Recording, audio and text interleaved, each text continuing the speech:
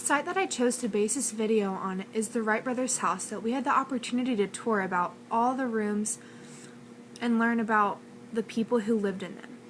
We were told some of the many famous people who visited the house as well. Before we even started touring, the people who were teaching us all about the house, Rachel and Steve, let us know that not everything in the house is original furniture, because after all of the Wright family had passed, NCR took the house and used it for a hotel house for international business people to come and stay while they were in town. All of the original furniture was put in storage. When Carillon Park got it back, they tried to get it back to what it used to be. They tried to return it to as it was.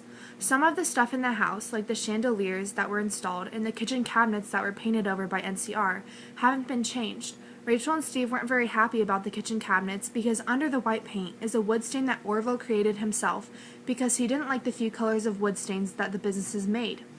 Wilbur and Orville fought over the bedroom in the house that was the sunniest. Somehow Wilbur won, even though he didn't get a chance to live there before his passing. One of the coolest things about the house were the Jack and Jill bathrooms upstairs that connected every room. Orville's bathroom was different. It was definitely the biggest out of all of them, and there was something different about the shower. There were pipes scaling the walls all the way down to the floor with little holes so water could shoot out. He needed it to massage his whole body because of the pain he was enduring since one of the crashes he took on the airplane. Orville and Wilbur were just 2 out of 7 children.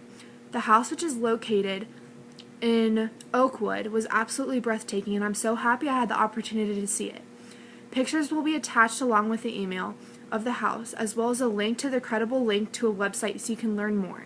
Everything I learned is from Rachel and Steve from Carillon Park. Have a great day!